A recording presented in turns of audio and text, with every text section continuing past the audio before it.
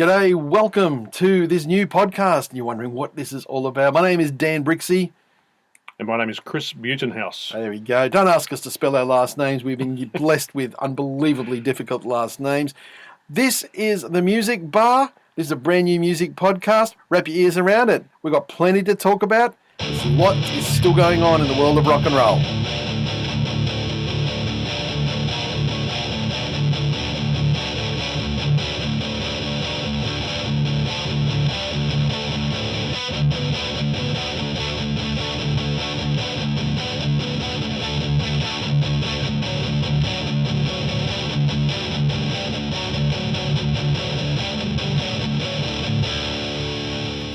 As we said before, this is a brand new podcast, and this is The Music Bar, and it's called that because, Chris here decided that he wanted to put things like alcohol and like a few drinks, like we got blackened whiskey from Metallica, got Cabo Wabo. What is that, tequila? Yes, it was. It was tequila. It was Semi-Hagar's. Thank you for bringing an empty bottle of tequila. Semi-Hagar's. Semi-Hagar's. Thank you for bringing an empty bottle of tequila into the studio. That's mighty fine of you, Chris. Thank you. I would like that one, but full. Yeah. So where is it? I drink it overseas. Thank you, Chris. Unfortunately. Yeah. So we got it set up nicely. I think this is a great little thing. We're in basically a recording studio, but I'm telling you, it's more a bunker than a bar. We want to give the ambience of a bar, but I'm telling you, when the end of the world comes, unfortunately, I might be stuck with this guy, and we might have to just sit there. We would drink that. Read all those books and then eat each other. That's what might have to happen. So we might have to load this studio up a little bit more with some more of our paraphernalia to get through. Yep.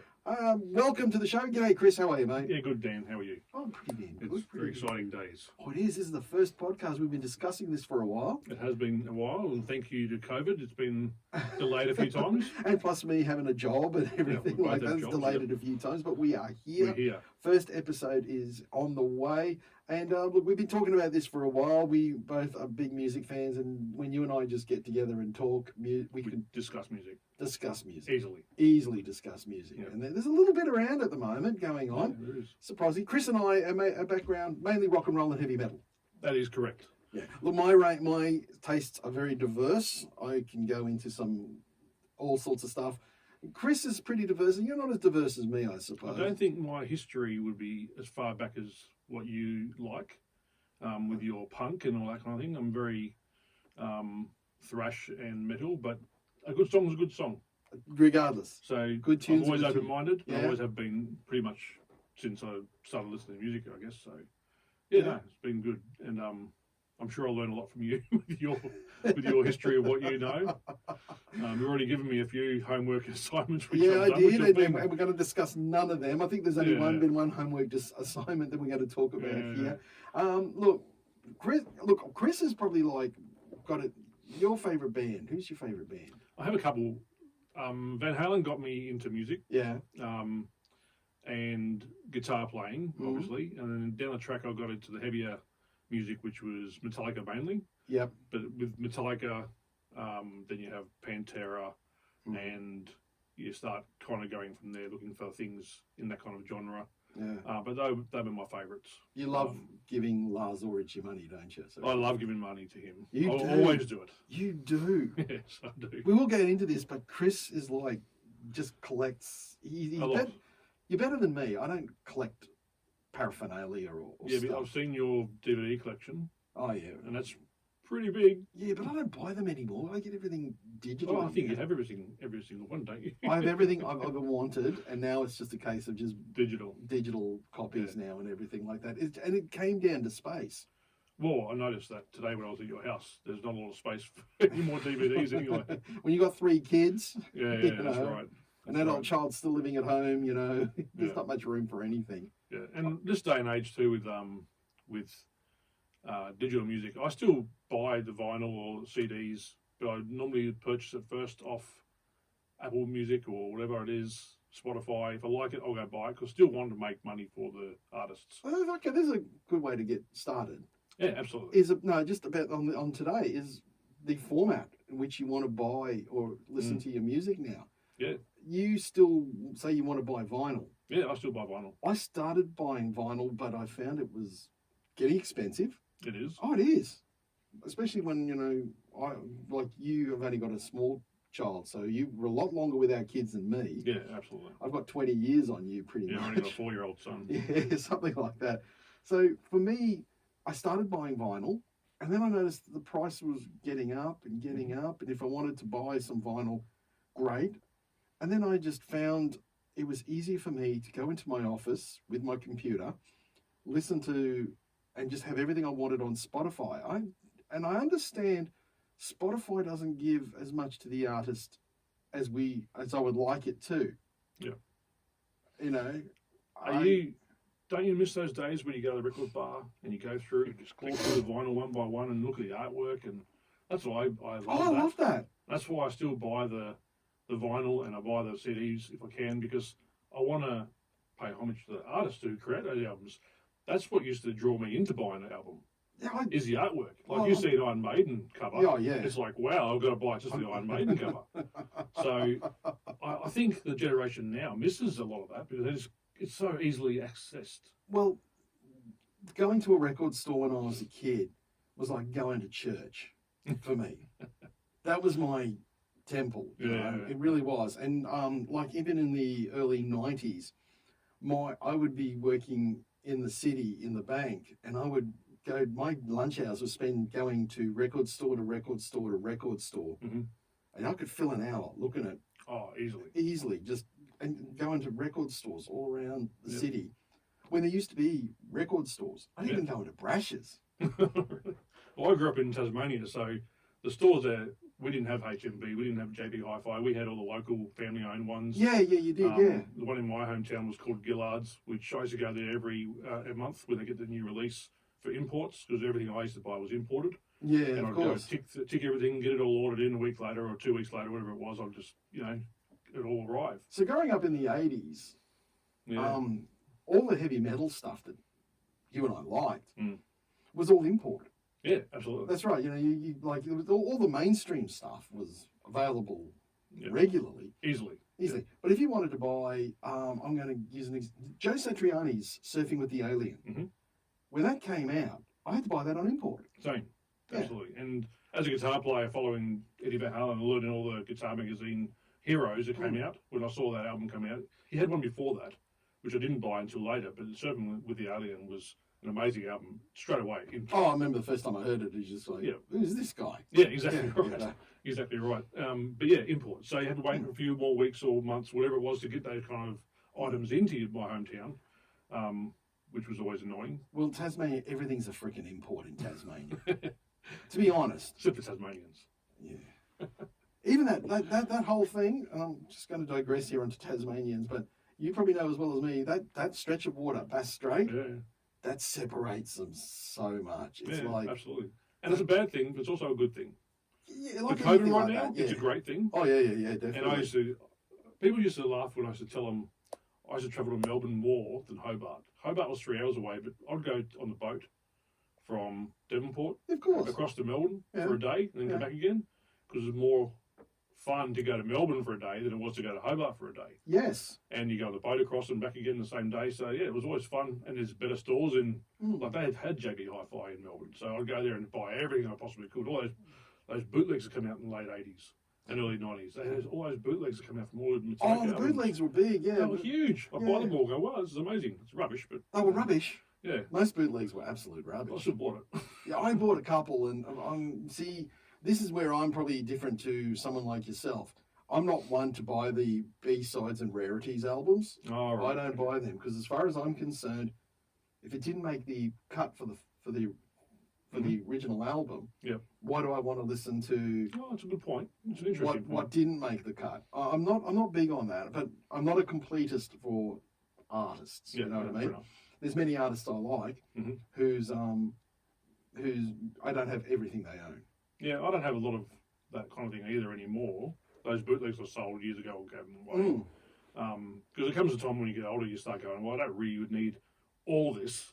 I want the best of everything, one of each, instead of like six or seven of each. So I'll get rid of a lot of it, but I do like to buy the box sets and collector's editions or things like that. Yeah, you're big on that. And you and I were discussing before we came on air that You want the Black Album, the Metallica Yeah. Black Album, the It's box coming out set. September. And about what, $500? Oh yeah. Look at him. He goes, yeah, because you got to get past the wife, don't you? Yeah. You sneak it into the She house. doesn't know about it yet. The sneak it into the house. Got to learn the art of that, mate. Yeah. Sneak it in the house and have it on the shelf, and then go one day. When did you get this? And you say, "Oh, I told you I was buying that. I've had it for a year. I've had it for a year."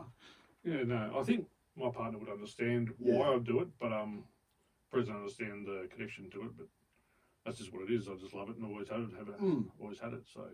Oh look, I've got friends of mine who's still buying boatloads of vinyl, and a mate of mine posted on his Facebook the other day about being in lockdown, and he said if you can't go see a band, go to their website and buy something to support them. Yeah, and look, I would love to, but I'm on a very limited income, so I can only do so much, and I try to support who I can on Bandcamp. Oh, okay, yep. Bandcamp, I think, is a good one. I went and saw an artist last year named Joe Quayle. If you haven't seen a fantastic artist, she's a solo artist with a cello, and she uses beats and loops and stuff. Oh, mate, incredible stuff. That's interesting. I had a drink in my hand watching her. Never took a sip through the whole thing. For her 40-minute set, I was just jaw to the floor, like, this is one of the greatest things I've ever seen in my life. Wow. Okay. She was supporting Mono, who were unbelievable. They're a Japanese instrumental post-rock band. Chris, there's a homework assignment for you. Listen to some Mono. They're brilliant. There's a Japanese band. We'll get into that another time. But what I'm saying is, she said at her show, please support me on Bandcamp. It's nice that I've got all the other bits and pieces, but Spotify doesn't help me. She said Bandcamp, and I want to, and get a bit of extra money. Then that's the kind of thing. Just trying to support some artists, and Bandcamp seems to be one of the best ones. Okay. And you can buy your vinyl through them because it's selling directly through Bandcamp, and it supports the artist. And Bandcamp really do that. So there's a bit of a plug there for Bandcamp for you. We'll give out free plugs. Oh yeah, I'm happy to give out free plugs. Yeah. I really am big on supporting the artists, and COVID has really upset the apple cart in that regard. Absolutely, a lot of bands I was going to go have been cancelled. Yep. So we keep delaying and rescheduling, and I think hopefully next year will be a few bands coming that I want to see. But yeah, they're not doing much when they sit at home. No, they're not doing. Well, some of them are starting to bring out some music, which has been absolutely great. And but I think it's also the connection with the music that we miss. People can sit there and say, "Oh, there are rich rock stars." Okay, sure. Some of them aren't, though. Yeah, some of them are working. A lot more aren't. That's exactly right. Some of them are working, and I like to think that. But it's the connection you have when you go see that band live. It's that connection we have, and the connection that they have with the fans. And essentially, Chris and I are fans. Absolutely. Yeah, more than anything, we're fans. Love a good song. Yeah, absolutely. Sing along at the top of my voice. Yeah, absolutely. Have you been in a band before? Oh, I just mucked around with friends, stuff like that. And did you sing or play guitar? Oh, I like to sing. Yep. And I play the bass, and then anyone tells me to stop. You've got to be in rhythm and time. It's important in a band, especially playing bass. Yes, it is. I was look, we'll get into that now actually, because I was watching that documentary on YouTube, not YouTube, Netflix about ZZ Top. Oh, okay, yeah. Because the little old band from Texas, wonderful little documentary. Sad day, Dusty Hill. Gee, he didn't take long. He was in hospital and then gone. 72 years of age, valet Dusty Hill. I always was a fan of him as a bass player. I like bass players, and I was a fan of his, so I was watching that documentary the other day. Because, have you seen that doco, Chris? I can't remember if I have or not. ZZ Top have a really interesting history. And the documentary, I thought to its credit, it goes into that whole period before they became the ZZ Top that everyone knew from 1983's Eliminator. Yeah, that's right. I've seen that. Yeah, and after Eliminator, they kind of went, and the rest is history. Yeah. In this documentary. It's a Sam Dunn documentary, and if you haven't seen a Sam Dunn documentary, he's done some rippers. He did the Metal Evolution, A Headbanger's Journey. He did the Metal Evolution TV show. He did the one on Alice Cooper. I can't remember the name of the Alice Cooper one, but that was pretty cool too. The Alice Cooper one, and I think he did the Ozzy Osbourne. Oh no, he has done an Ozzy Osbourne one. I can't remember, but he did this one on ZZ Top, and yeah, he did one on Rush. That's right. Which, being in Australia, we have no idea who Rush are. I know who they are. I don't really listen to their music. Oh, I can't get into it. But yeah, no. But anyway, we'll just get that out of the way because we know that there are people who just adore that band. But yeah, Dusty Hill's bass playing was just so subtle, but it held that band as together. a trio. Those three just created a sound that you won't get from any other trio. I don't reckon. No. That's exactly right.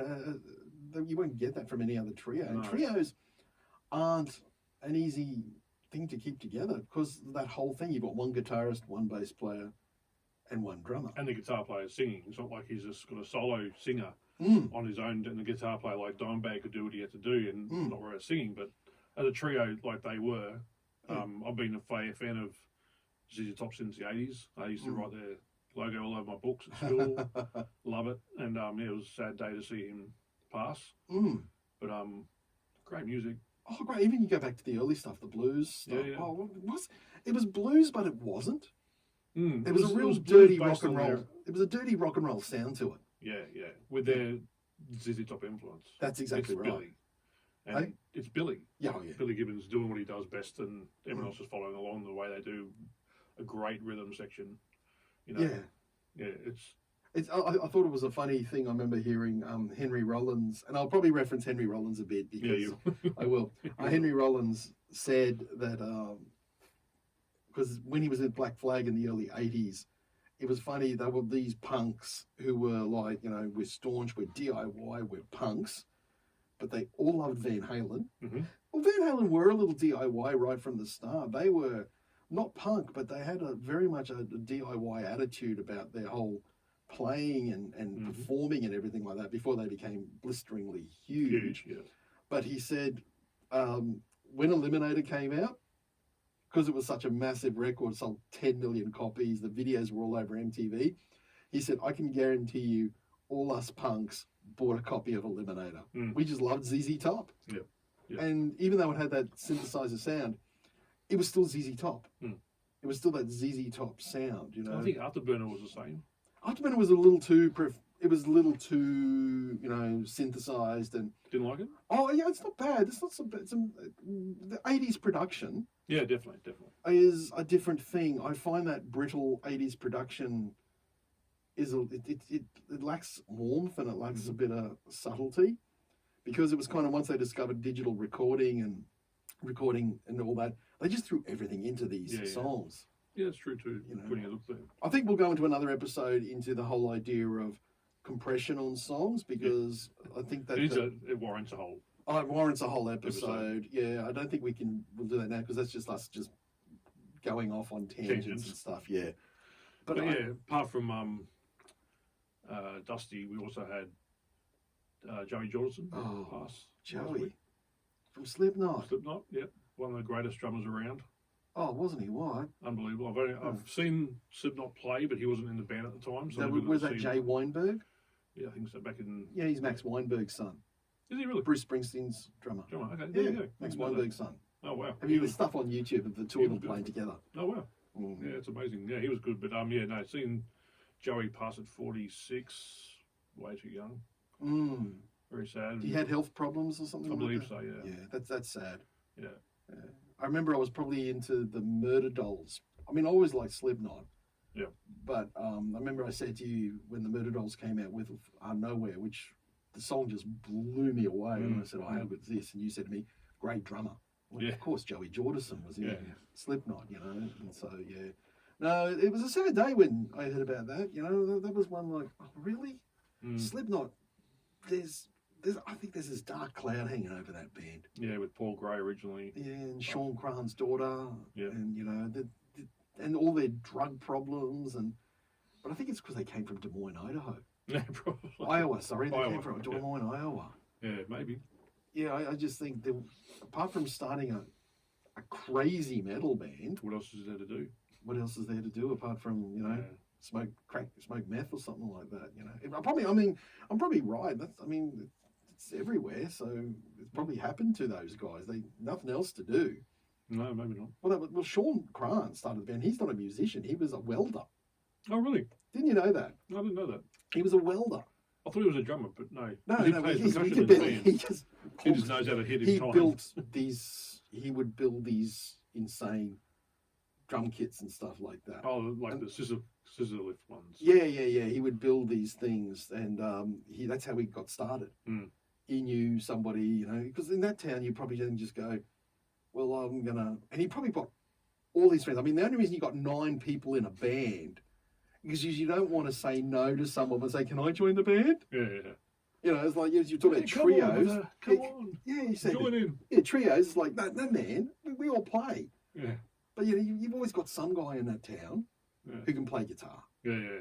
Always. Every town in America, Australia, England, all over the world, there is one guy who can play the guitar like nobody else. And they have 2 in Slipknot. Yeah. Really, really good guitar players. Yeah. They got a guy who wanted to be a heavy metal singer. Yep. You know, with a unique voice. Mm. They got a guy who's the local DJ. Yeah. Yeah. They got another guy who says, I just put samples into a machine. Yeah, you'll do. You do, yep. Yeah. Come and join us. Another guy turns up and said, I'll provide the beer. Great. You stand over there, I'll build you a drum kit. Yeah.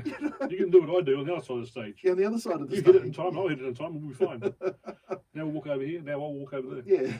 It's amazing. I've seen them live Yeah. once when I was living in London, and I was so pleased that I was up in the balcony watching, because I looked over the balcony looking at the mosh pit, and I've been in mosh pits before for Pantera and Metallica, but I would not have liked to be in the mosh pit for Slipknot and watching them on stage. You don't get bored watching them on stage because there's so many to watch.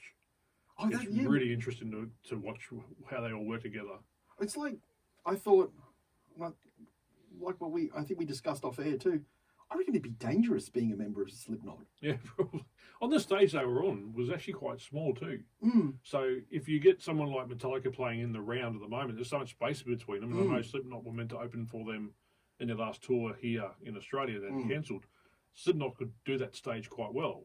Yes. Some bands have found it very hard opening for Metallica in the round kind of way, but I think Slipknot in the small stage, you're right. I think it could be very dangerous. That's why I was interested in watching them. They must know where to go with all markings on the ground. I think it's well marked and stuff, and the timing of the shows as well. But I think sometimes they could almost forget where they are. Well, you have to. You just into and you're hanging off one of the scissor lifts, and because the pyro guy at the back, he can't see what's going on. He's just going by cues from the guys at the front. Press the button now. Press the button. No. Oh, hang on! Don't press the button now. He's in the wrong place. He's in the wrong place. And it does happen. Obviously, James Hetfield's been standing above a pyro back in the day. Yeah. When he got burnt. Yeah.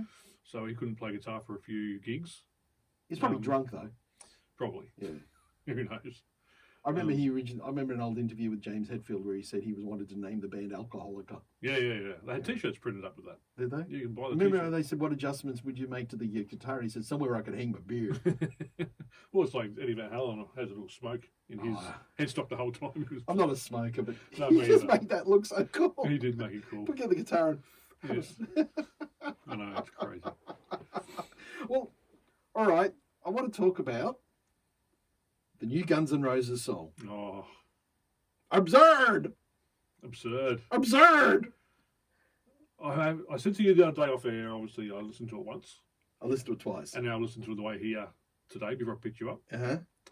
And I have no idea what you think of it, but I just can't get into it. Okay. I find it... We're recording this on video too, so here's the look on my face. I can't believe they released that as a song from Guns N' Roses.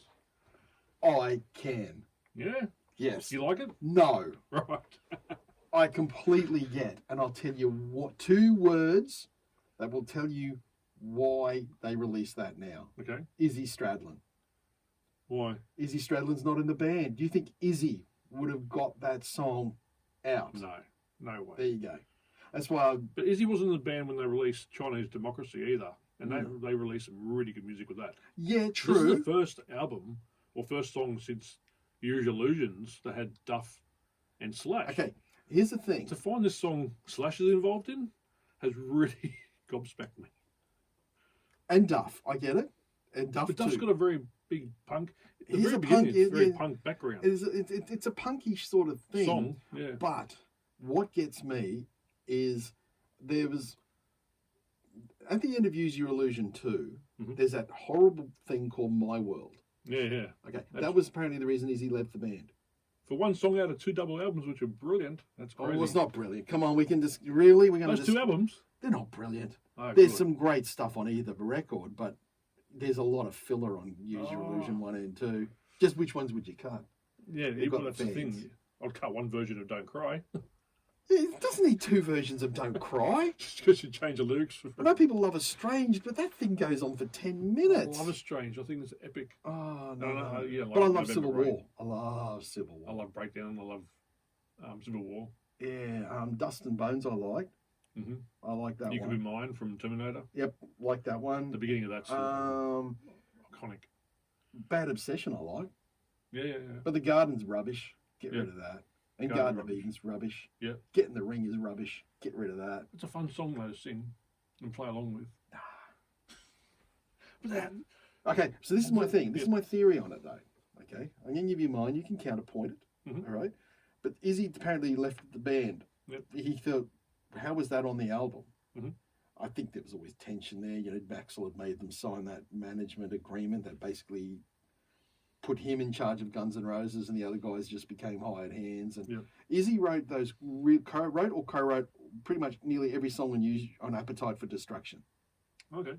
You know, it's his rhythm playing. Yeah. See, I'm big on rhythm guitar players. Same. Yeah. Malcolm Young, to me, is the top, and I think Keith Richards and Izzy Stradlin are there. I will watch and listen to Izzy Stradlin. People say playing Izzy Stradlin guitar parts on YouTube. I'll watch them over someone trying to do Slash's riffs. Okay. Because I like what Izzy, the solid foundation he put into each of those songs. Yep. There was a swagger which matched with Steve Adler's drumming. That rhythm section works a peach. Yeah. Now on Use Your Illusion, they got bigger, more money, more everything like that. Axl's ego gets bigger, all that sort of stuff. The band are still together, but there's fractions now coming in. New drummer too, though. New drummer too, Matt, who's a different sort of Who was drummer. a different drummer. They reckon, though, they credit him with keeping the band together. Mhm. It was his influence that kept them together. Yep. Was he a hired hand? Yes. So, okay, yep. Yeah, oh yeah. They're all hired hands by that stage. Because Even- not making Use Your Illusion. It was after, Oh, there was a thing before a show, Axl came in and Yeah. refused to go on stage until they all signed these Yeah. stupid contracts that Duff basically... was still part of it, and Slash was still part. New drummer. Yeah. Gilby Clark was playing Rhythm on the tour. rhythm on the tour only, though, not the album. Not on the album. Izzy played the rhythm guitar on the album. Yeah. Izzy left after that album. Probably couldn't stand Axl's crap, whatever it is. Yeah. That's fine. Yep. Bands are like that. Mm-hmm. Not always easy to get on with each other. You and I'll be True. swinging punches by the end of this. I think. I don't think so. Hope not. Episode 1, we're finished. People are like, oh, it started so well. I hope. Yeah. But So he left that after that album. yeah, and never been involved with Reunion. Okay, that's fine. Mhm. So they're touring at the end of this year. I saw them back in 2016 when they came out here for the Not Another This Lifetime tour. And I thought, did you see that tour, Chris? No, I've never seen Guns Are N' you Roses going to play. this one at the end of the year? You are. I really want to know what you think. I thought it was a really well put together rock show, Mhm. but I didn't feel anything. Mm. I didn't feel a damn thing about the show. So and did I that wanted have to. Bumblefoot? Was it Bumblefoot? I don't think Bumblefoot. Might have been Bumblefoot on guitar. Or DJ Ashba? No, it wasn't DJ Ashba. Okay. No, I can't remember who was on guitar. Dizzy Reed was back in the band on the keyboard, Okay. and they had a second keyboardist. I don't know who she was, and a different drummer. I was Right. surprised they didn't even get Matt Sorum for the tour. Okay.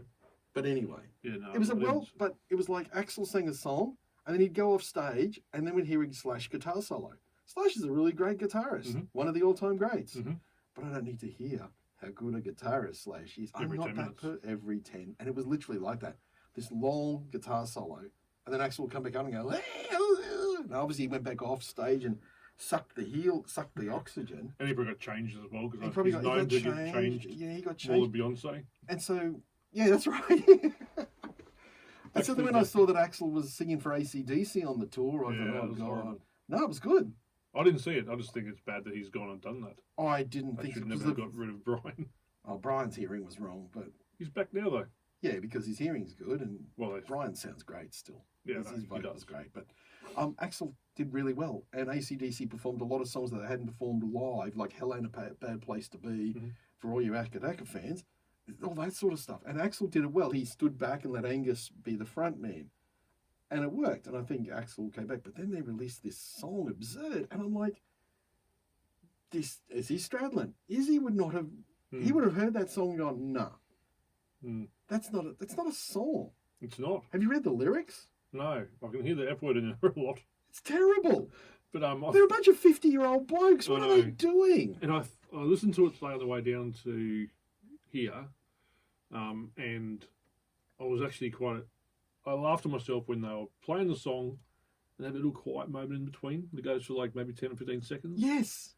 And then back into the absurd screaming. And that's one of the bits. What is this? Yeah, well, that's one of the bits when I got to that, because that was the second time I heard it. The first time I heard it, I just heard little bits on video, and I was like, Yeah. And then the second time I sat and listened, because I thought, I've got to give it another shot.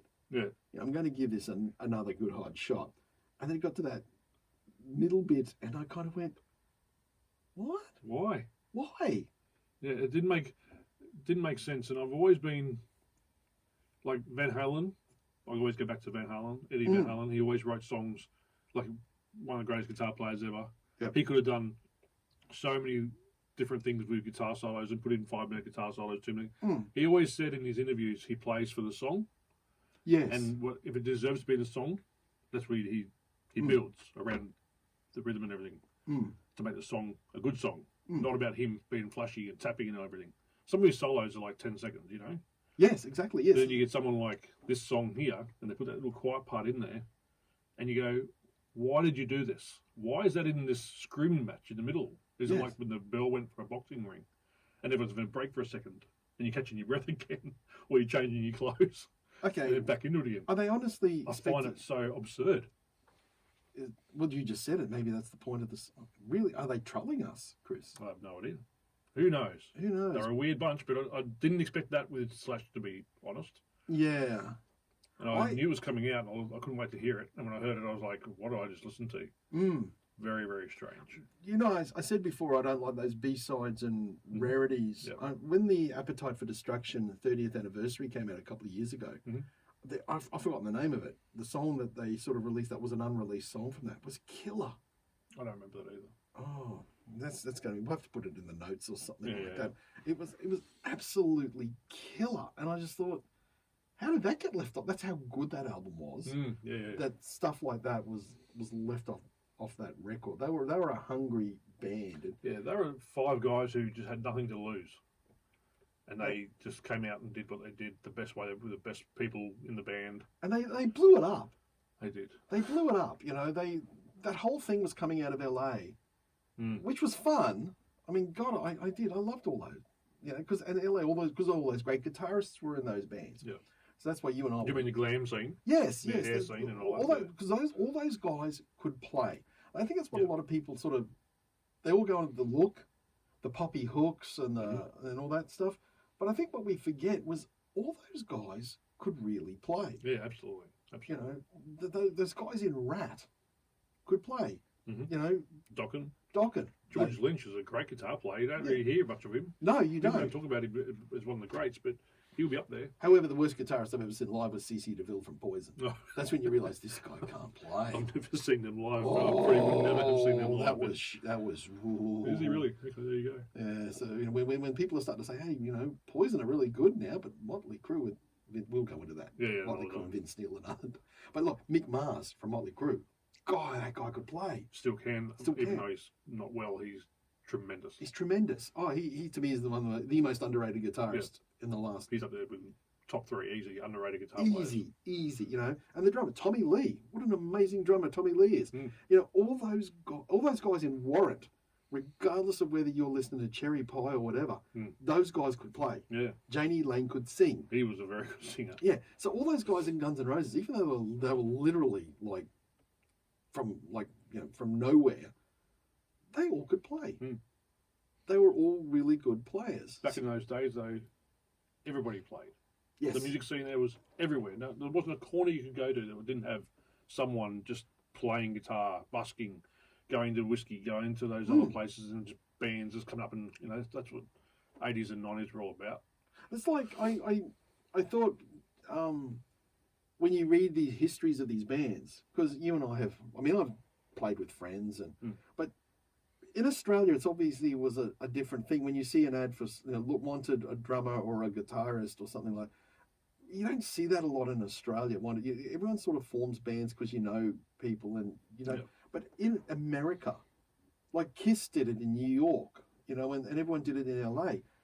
You put the ad in, and a guy like Mick Mars turns up to your crappy little apartment because Mick is just looking for an opportunity. And if these guys have got it, I'm willing to go all the way. And that's kind of how they did it. They put up ads and flyers, wanted a guitarist, wanted a drummer, wanted a singer.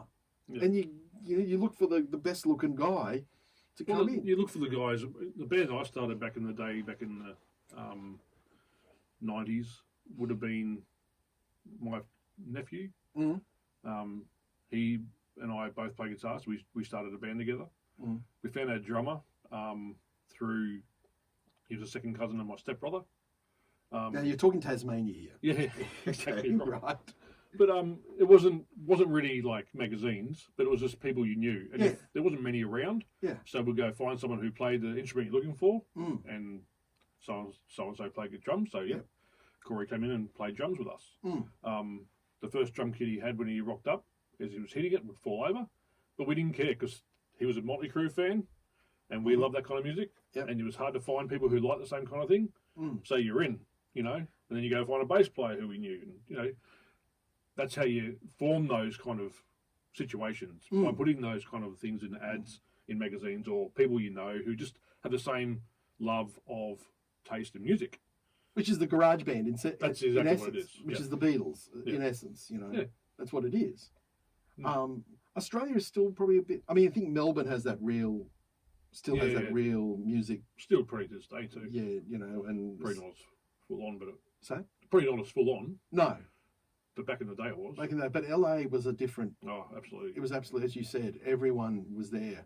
They either wanted to be in the movies, or they wanted to be in music. The band, yeah.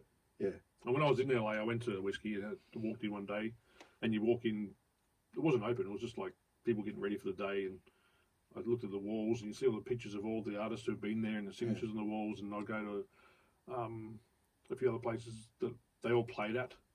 Just to get the history, because that's what you knew, that they're all walking around after their gigs and they're just, Lemmy was still going to the Rainbow, wasn't he, every day? Rainbow, that's another one, Yeah, the Rainbow Bar and Grill. Yeah. He was going there every day and drinking his GD and Coke and playing his little pokey machine and eating his Doritos. Yeah. That's what he lived on. Yeah. Those streets have so much history. Yeah, they would do too. They would do too. See, and that's what happened. And apparently in LA now, it's all tribute bands.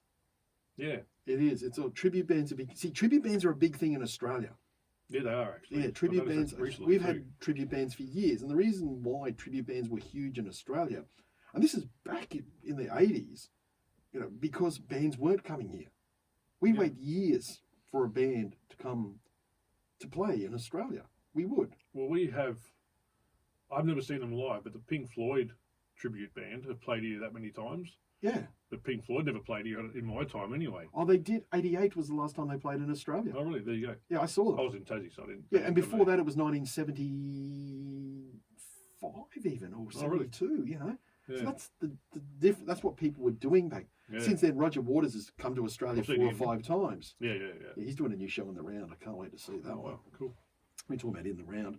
But yeah, that was the time period. So people would form, like the Cure weren't coming to Australia. They actually did a petition, I Need a Cure tour, which got 50,000 signatures or something back in the 90s. The Cure hadn't come to Australia. And so there were these Cure tribute acts starting. Doors tribute acts. ABBA. Bjorn Again's an Australian act. Really? Yeah, they started in Australia. Well, ABBA eventually split up. But people, I've got a friend of mine, Johnny Blunt, who leads Killer Queen, which is a Queen tribute. He's a Freddie Mercury impersonator. And very good. And they don't stop working.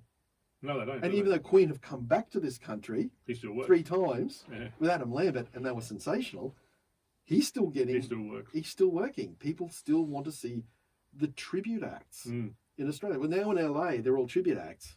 Yeah. Because apparently all the musicians have gone to Nashville. Oh, okay. Country music, and this is It's taken where off. the different thing is country music has become the new thing. So Nashville has always been a musical city, Mhm. but now it's this. Yeah, it has become the new LA. And as you There said, you go. everywhere you go, and all those country guys, mate, can they play? Yeah, okay. Regardless of whether you like country music or the country rock or the country pop scene or whatever it is, all those guys Can play. can play. What's your thoughts on Steel Panther?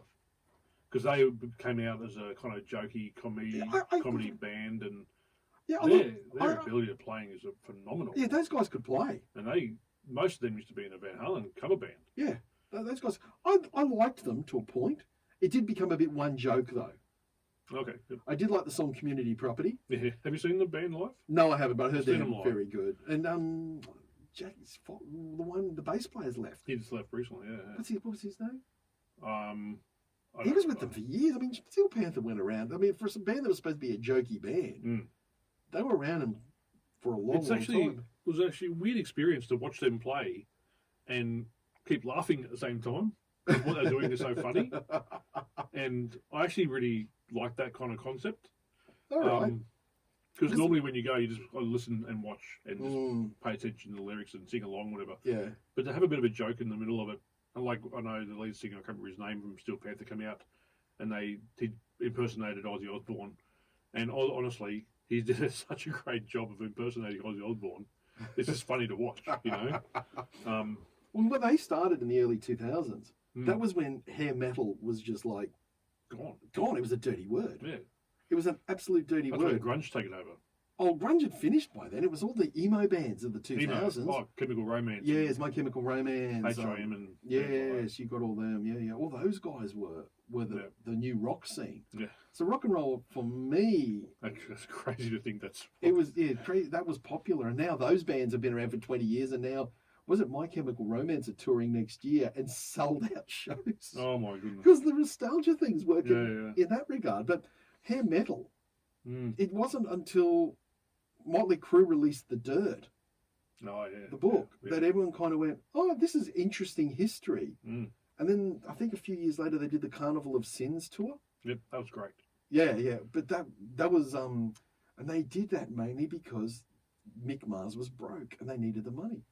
All right. Okay. Otherwise, those guys weren't talking to each other.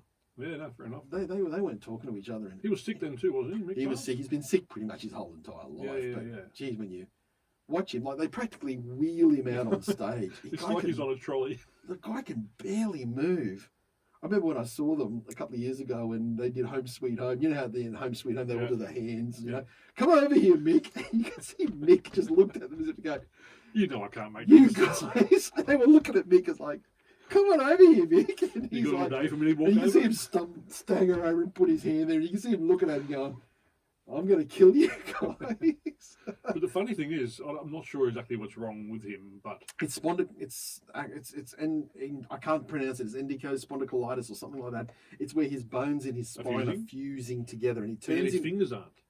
And normally the smaller limbs do go first. Yeah, I thought so. Yeah, he still. They do wheel him out basically. He stands there but one those spot, fingers of his, and they just work so he well plays that even now. battered old strap, Yeah, and those fingers of his, Just- just phenomenal. The Yeah. sounds he's getting, and and he's playing again too. They're touring. if Vince can get in shape, have you seen? Yeah. No, Well, I saw a clip from Sammy Hagar the other day. He played. Eddie Trunk posted it, yeah. and they were at a private gig, and Vince sang, and he basically worded the whole Dr. Phil song and got the audience to sing. But he did sing another song. He sounded all right in that song, but it wasn't the He's greatest. way out of shape, though, dude. Yeah, he is. He is. Well, depends. Round is a shape. Hey, on that note, we're gonna have to wrap this up. We have enjoyed doing this. I hope you've enjoyed listening to it. Please, if you like it, listen, subscribe. Where you get all your podcasts, we're going to post this to everywhere we can, Yeah. and we will hope to get one out to you very, very soon. But that's it from me here. This is Dan, Chris. Was that all you going to say? Chris? Chris. Chris. You It's probably Chris. noticed Chris is a man of a few words. I get something out of him. But anyway, this is the Music Bar, and we'll see you next time. Thank you.